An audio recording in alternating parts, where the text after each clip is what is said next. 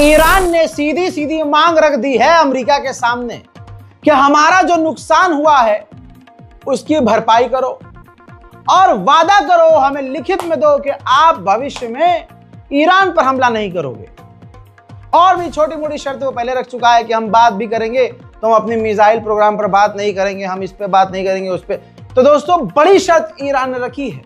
अब इस वजह से अमेरिका कहा जा रहा है और चिढ़ेगा, और अमेरिका और इजराइल का प्लान पहले से ही है कि अब ईरान पर दोबारा से हमला कर दिया जाए।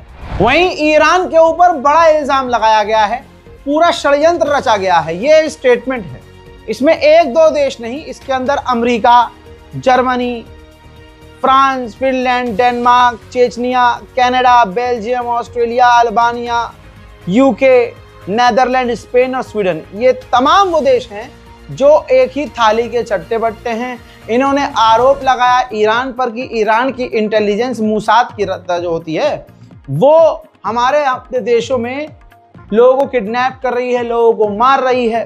बेतुकी बात इन्होंने करके एक सा मतलब ईरान के खिलाफ नैरेटिव चलाना है, चाहे जैसे मर्जी चलाओ। तो भाई इन सब ने मिलकर ईरान की इंटेलिजेंस की निंदा की है और मूसाद का पिछवाड़ा चाट लेते हैं सब। उधर मोदी के दोस्त डोनाल्ड ट्रंप ने मोदी की दोस्ती पर बलगम वाला थूक मारते हुए हर दिन कसम खा ली है कि थूकता रहूंगा इसकी दोस्ती पर। आपको पता है क्या हुआ है? अमेरिका ने ईरान पर बड़ी पाबंदी लगाई, मैंने आपको कल बताया था। उसमें कई कंपनियां बैन हुई जिसमें विदेशी कंपनियां भी थी और 6 भारतीय कंपनियां भी उसके लपेटे में आ गई जो बैन कर दी हैं अमेरिका ने। जी हां, 6 भारतीय कंपनियों को भी लपेट कर बैन कर दिया है डोनाल्ड ट्रंप ने। और जब उसको पता भी चला है, जाहिर सी बात पता चला होगा कि भाई 6 भारतीय कंपनियां बैन हो गई, तो उसको अनबैन नहीं किया सफेद सुअर ने। और एक बड़ा समुदाय, एक खास समाज इसी सफेद सुअर का कल तक पिछवाड़ा चाट रहा था। मेरे दो दो बाप करते हुए दिन रात एक कर रहे थे। आज वही इनका फूफा इनका फू और फा कर रहा है। बहरहाल अब दोस्तों ईरान ने कहा है कि अमेरिका अपने ट्रेड को, बिजनेस को एक हथियार की तरह इस्तेमाल कर रहा है। उधर अमेरिका ने आज फिर से ईरान पर कई तरह के प्रतिबंध, बैन लगाए हैं, जिसमें यूएवी जो उसका ड्रोन प्रोग्राम है उस पर भी बैन लगाया है। अब ईरान इधर लड़े या इधर लड़े, चारों तरफ से ईरान का हाल खराब है। दोस्तों ईरान में वाटर क्राइसिस इतना है, यानी पानी इतना खत्म हो चुका है कि अब राष्ट्रपति को बोलना पड़ा है। ईरान के राष्ट्रपति ने कहा कि अक्टूबर के महीने तक हमारा पानी पूरी तरह से खत्म हो जाएगा, डैम पूरी तरह से सूख जाएंगे, रिजर्व का पानी खत्म हो रहा है, हमारा मुल्क इतने बड़े खतरे से गुजर रहा है कि ईरान का भविष्य बड़ा ही खतरनाक और बुरा नजर आ रहा है। अगर हमारे अपने लोगों ने हमारा साथ नहीं दिया, ईरान के लोगों ने अगर ईरान का साथ नहीं दिया, तो हालात बहुत ही बुरे होंगे। उधर दूसरी तरफ तीसरी मुसीबत, ईरान के अलग अलग इलाकों में रहस्यमय तरीके से आग लग रही है। करमनशाह के इलाके में ईरान में आग लगी।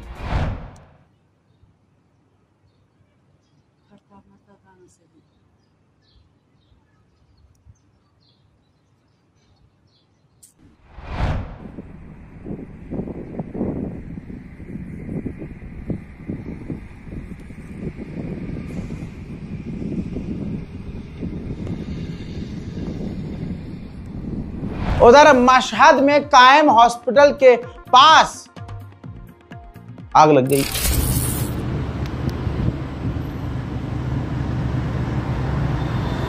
آتیشی گرفته فکر کنم تو بیمارستان قائم هم هست. آره خیلی آتیش شدیده، خدا بخیر کنه.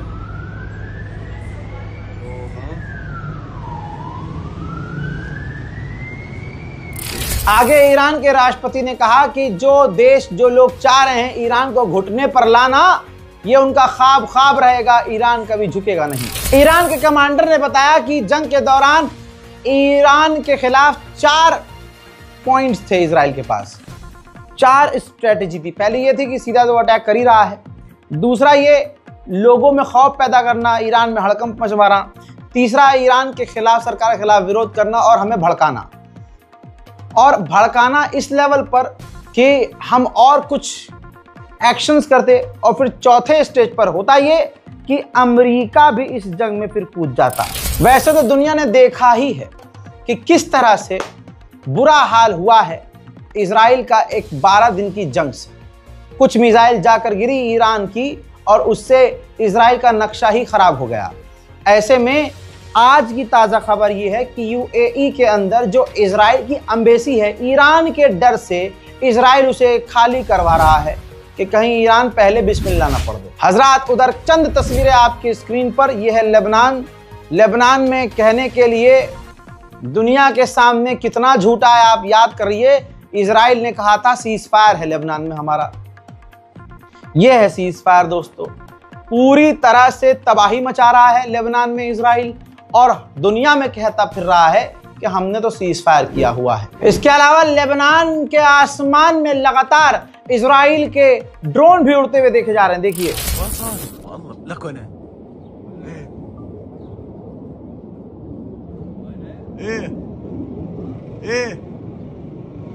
यकीन जानिए इजराइल आसपास के तमाम अरब देशों पर कब्जा करके मानेगा।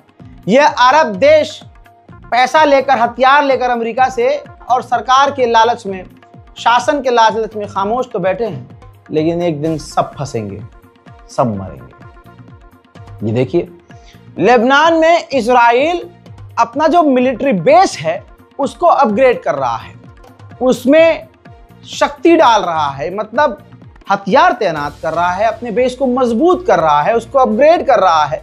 क्योंकि इजराइल लेबनान से कह चुका है कि 5 जगह जो हमने कब्जा किया है वहां से हम निकलेंगे ही नहीं। हिजबुल्लाह ने परसों मना कर दिया था कि हम हथियार नहीं डालेंगे, लेकिन आज लेबनान के राष्ट्रपति ने फिर से कहा है कि हिजबुल्लाह हथियार डाल दे और लेबनान की फौज को अपने हथियार सौंप दे और पीछे हट जाए, क्योंकि आपकी वजह से इजराइल को मौका मिल रहा है और वो हमारे मुल्क पर घुसपैठ कर रहा है और कब्जा कर रहा है।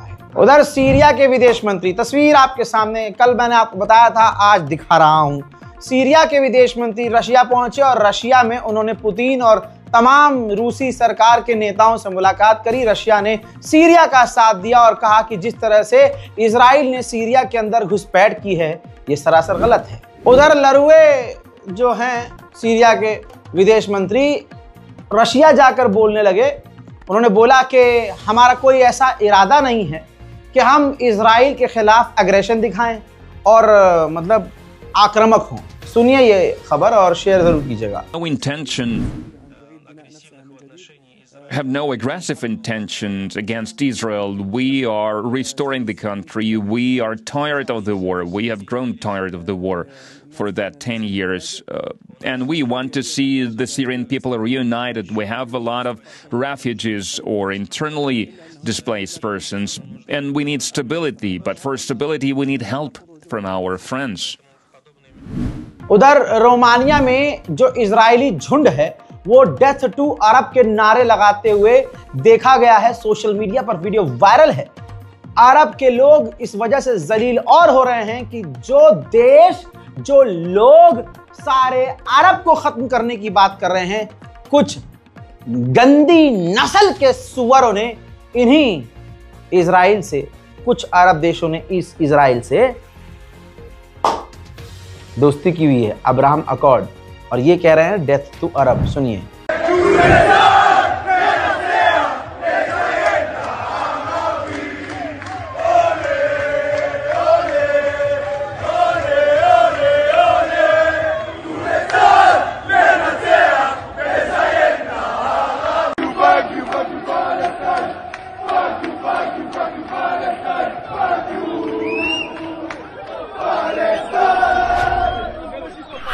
उधर दूसरी बार अमेरिका के पार्लियामेंट में बिल लाया गया कि अमेरिका अब इजराइल को हथियार देना बंद कर दे। तो दूसरी बार भी अमेरिका की इस कैबिनेट ने पूरी तरह से इस बिल को फेल कर दिया, पास होने ही नहीं दिया। उधर गाजा के अंदर 2 और फिलिस्तीनी भूख से मारे गए हैं। टोटल अब तक 60,200 फिलिस्तीनियों की 23 अक्टूबर सन 2023 से अब तक मौत हो चुकी है।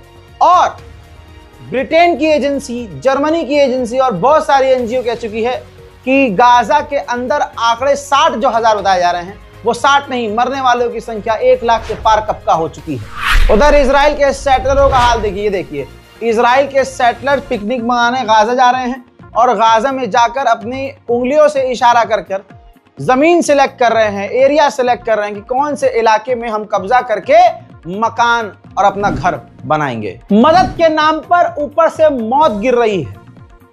जो गाजा के अंदर मदद बांटी जा रही है उसमें लोगों को मारा जा रहा है।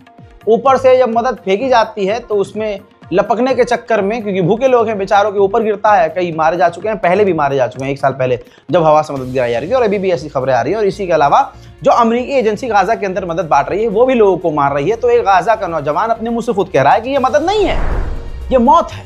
सुनिए।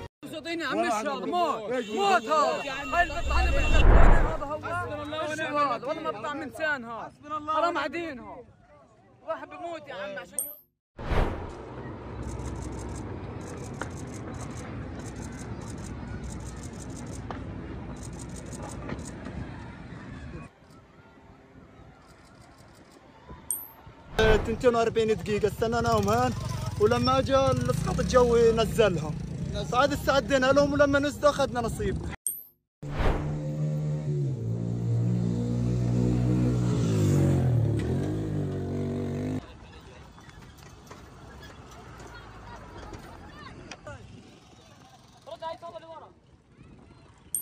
هذه المساعدات بتكفي الشعب؟ والله ما بتكفي.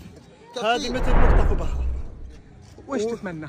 يعني بتمنى। वहीं गजा के फाइनेंस मिनिस्टर ने ऐलान कर दिया है कि हम बहुत करीब हैं पूरे गाजा पर कब्जा करने के लिए, कभी भी हम पूरे गाजा पर कब्जा कर सकते हैं। अब जो यूएन का ट्रक गजा के अंदर पहुंचा है, ड्रोन तस्वीर उसकी सामने, ये देखिए। अब भूखे लोग हैं भाई, क्या करेंगे, जीने के लिए मरने को तैयार है।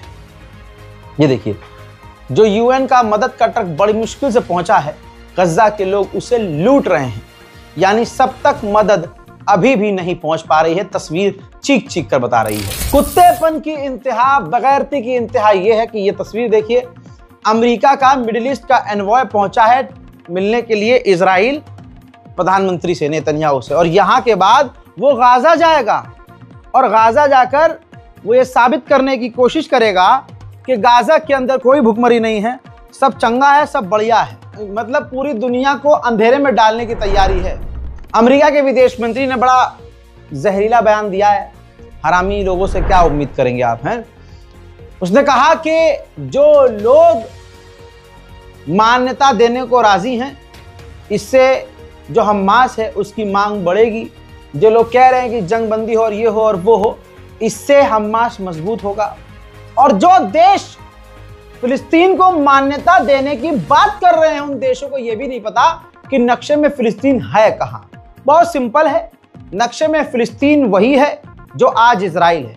आप इजराइल लिख लो मुन्ना, जो इजराइल का नक्शा नजर आएगा पूरा पूरा, वो पूरा फिलिस्तीन है। उधर सफेद जानवर ने यानी डोनाल्ड ट्रंप ने ट्वीट किया और बताया कि सबसे जल्दी ये सब कुछ खत्म करने का, ये भुखमरी, ये परेशानी, जो ह्यूमैनिटेरियन क्राइसिस आ रही है गाजा में, इसको खत्म करने का सबसे आसान तरीका है कि हमास इजरायली कैदियों को रिहा कर दे और सरेंडर कर दे। गाजा के अंदर जब यूएन की टीम गई है, ये देखिए, तो उन्होंने गाड़ी के अंदर से उस मंजर को रिकॉर्ड किया है और बताया है, ये सबूत दिया है कि जो अमेरिकी संस्था गाजा के अंदर मदद बांट रही है वो उन पर ओपन फायर कर रही है, उनको मार रही है। आगे इतना खतरनाक वीडियो है कि मैं पूरा वीडियो दिखा नहीं सकता। जो देखा है ये यूएन की टीम ने वीडियो खुद जारी किया है। सीरिया की राजधानी दमिश्क यूनिवर्सिटी से इस फिलिस्तीनी बुजुर्ग ने देखिए पीएचडी की है। जी हाँ, जो आपको व्हाइट शर्ट और नीली टाई में नजर आ रहे हैं, जो अवार्ड ले रहे हैं। गाजा के ये शख्स हैं, इनकी हालत, इनका नाम है गनीम अल अत्तर। आज गजा के अंदर इनकी हालत क्या है ये देखिए। सूख चुका है इंसान, पानी की केन हाथ में लिया हुआ इंसान, पीएचडी किया हुआ एक पढ़ा लिखा बंदा है। इजराइल ने देखिए गजा का हाल क्या कर दिया है। नेतन्याहू हफ्ते 2 हफ्ते के अंदर वॉलेंटरी करके, यानी पूरे प्लान और आधिकारिक तौर से गाजा के हजारों लोगों को गजा से निकालने वाला है। और नेतन्याहू के प्रशासन ने यह भी कहा है कि कई देश जो हैं, 4-5 देश जो हैं, गजा के निकाले हुए लोगों को लेने के लिए तैयार है। अमेरिका की औकात कुछ नहीं है पूरी दुनिया को, जैसे अमेरिका के बारे में ईरान ने बताया कि इसकी कोई औकात नहीं है, दुनिया से वो लड़ नहीं सकता, किसी से नहीं लड़ सकता। इसकी औकात बस यही है कि ये बिजनेस की, ट्रेड की धमकी दे रहा है। भारत पाकिस्तान को ट्रेड की धमकी दी, कंबोडिया और थाईलैंड को ट्रेड की धमकी दी, सबको ट्रेड की धमकी दी, और अब वो ट्रेड की धमकी कनाडा को दे रहा है। कनाडा ने कहा कि, ये ट्वीट देखिए, कनाडा ने जब फिलिस्तीन को मान्यता देने की बात कर दी तो ट्रंप ने धमकी दी कि लो इन्होंने भी मान्यता दे दी। जिस कनाडा के साथ हम एक बड़ी बेहतरीन डील करने वाले थे, ट्रेड डील करने वाले थे, उस कनाडा ने भी फिलिस्तीन को मान्यता देने की बात करके ट्रेड डील को खतरे में डाल दिया है। अब इजराइल का एक खतरनाक खेल सामने आया है। एक फिलिस्तीनी गद्दार ग्रुप है अबू शबाब गैंग, जिसके बारे में मैं अल्हम्दुलिल्लाह बहुत पहले भी बता चुका हूं आपको, और आप लोगों ने इस बात को समझा भी। अब सुनिए, वो अबू शबाब गैंग जो दुनिया के दबाव में आकर ट्रंप और नेतन्याहू ने गाजा के अंदर मदद जाने दी है, तो इजराइल उस गाजा में मौजूद अपने गद्दार फिलिस्तीनी ग्रुप अबू शबाब गैंग को एक्टिव करता है। जो मदद के ट्रक अंदर जा रहे हैं, अब वो अबू शबाब गैंग कब्जा कर रहा है, उन्हें लूट कर पूरी तरह से उस ट्रक को हाईजैक करके लेकर भाग रहा है। देखिए ट्रक, अब जो वीडियो दिखाऊंगा आपको, बल्कि यहां दिखा देता हूं, ये देखिए ट्रक पर हथियार लदे हुए हैं, ट्रक पर आतंकवादी हैं, हथियार हैं। ट्रक की स्पीड देखिए, जो भूखे लोग हैं उनको पता है कि अबू शबाब ये लेके भाग रहा है गैंग, ये तो नीचे से वो निहत्थे पत्थर उठाकर मार रहे हैं कि कम से कम बस ये ट्रक ये रुक जाए तो हम कुछ खा पी लें। इसके अलावा अब ये तस्वीर एक और देखिए, ये वो झुंड है, ये वो भूखे लोग हैं, गाजा में अमेरिकी संस्था के सामने मदद लेने गए थे और इजराइल ने इन पर गोलीबारी कर दी। अब ये जमीन पर लेटे हैं, कोई बस पे चढ़कर लेटा है, कोई ट्रक की आड़ में लेटा है, कोई जमीन के अंदर, मतलब जमीन पर सर रख कर लेटा है कि बस गोली से बच जाएं, मौत से बच जाएं। ये कर रहा है इजराइल, और दुनिया खामोश है, और इसलिए खामोश है भारत का हिंदू समाज जो है, ज्यादातर कुछ लोग हैं जो अच्छे भी हैं, लेकिन भारत का एक खास ये जो हिंदू समाज है, ये ऐसे ही दुनिया भर के हर धर्म के लोग ज्यादातर इसलिए खामोश हैं क्योंकि ये मुसलमान है ना, इस वजह से। और ऐसे भी अंग्रेज देखे जा रहे हैं, अमेरिका, जर्मनी, फ्रांस, ब्रिटेन, हत्ता कि यहूदी लोग भी मिले हैं ऐसे, जिनका मैंने आपको वीडियो दिखाया भी है कि वो इजराइल का विरोध कर रहे हैं। मजहब कोई बुरा नहीं होता, शाहरुख खान ने कहा था ना, हाँ, मजहब बुरा नहीं होता है, मानने वाले अच्छे या बुरे होते हैं। मैं अच्छा हिंदू तब होऊंगा जब मैं अच्छा इंसान होऊंगा, मैं अच्छा मुसलमान तब होऊंगा जब सबसे पहले अच्छा इंसान होऊंगा। अब गाजा की जमीन की लालच में इजराइल के लोग हैं। 52% इजराइल के लोगों की मांग यह है कि गाजा पर सेटलमेंट करना चाहिए, कब्जा करना चाहिए, मकान बनाना चाहिए, यहूदियों को वहां बसाना चाहिए। ये बारकोड इस्तेमाल कीजिएगा। आज हमने जो है डायरेक्ट अकाउंट नंबर भी डाल दिया है, सेविंग अकाउंट है भाई। किसी समझदार इंसान ने मुझे बताया कि रजा भाई, जैसे पहले आपने अकाउंट नंबर भी डाल दिया था, जो लोग अकाउंट में ट्रांसफर कर सकते हैं वो डायरेक्ट अकाउंट में ट्रांसफर कर देंगे, अकाउंट नंबर मेंशन कर दिए। तो ये अकाउंट नंबर, स्कैनर के नीचे आपको अकाउंट नंबर नजर आ रहा है, प्लीज इसका इस्तेमाल कीजिए ताकि गाजा के अंदर जो है हम मदद कुछ इस तरह से बांट सकें कि उनकी मौत कम से कम ना हो, क्योंकि बेचारे ऐसी संस्थाओं के सामने मदद लेने जा रहे हैं तो इजराइल उन्हें गोलियां मार रहा है। साथ दीजिए हमारा, ताकि हम कुछ तो कर सके। कुछ न करने से अच्छा है कुछ तो करें। साथ ही पूरी दुनिया में शांति और अमन के लिए दुआ करें। और मेरे रजाग्राफी अनस्क्रिप्टेड ऑफिशियल, जो ये अनस्क्रिप्टेड मेरा जो रजाग्राफी ऑफिशियल इंस्टाग्राम है, इसको फॉलो कीजिए। मैं यहाँ पर आप लोगों से बात भी करूँगा, मैं यहाँ लाइव भी आऊँगा और ख़बरें यहाँ भी शेयर करूँगा। बहुत छोटी छोटी खबरें जो होती हैं बहुत बड़ी होती हैं, खबरें छोटी छोटी होती हैं। मतलब मैं अपने इन जहाँ जो लंबी लंबी वीडियोज़ होती हैं उसको हर खबर का बड़ा एक हिस्सा निकालकर मैं वहाँ खुद आपको अलग से वीडियो पोस्ट करके बताऊंगा, जो बहुत 30 second, 40 second, 1 minute quick news आपको मिलेगी। इंस्टाग्राम पर भी तो फॉलो कीजिएगा। जो पहला वाला था रजाग्राफी _ऑफिशियल जो इंस्टाग्राम था, मुझे नहीं पता कि वो वापस आएगा कि नहीं आएगा। हम इतने कमज़ोर हैं कि हमने सोचा नहीं था कि कोई भी अंधभक्त उठ के मास रिपोर्टिंग करवा के हमारे इतने बड़े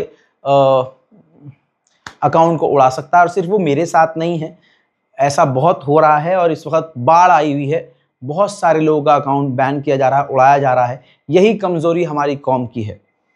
भाई उनका एक फर्जी अकाउंट उड़ता है तो सोशल मीडिया पर, ट्विटर पर वो अंधभक्तों की भीड़, हिंदू समुदाय इतना रीट्वीट और ट्वीट करते हैं कि जो संस्था होती है, जो फेसबुक है, इंस्टाग्राम है, भाई वो खुद आकर उसको ठीक कर देते हैं, वापस ले आते हैं अकाउंट कि भाई मामला बड़ा हो गया।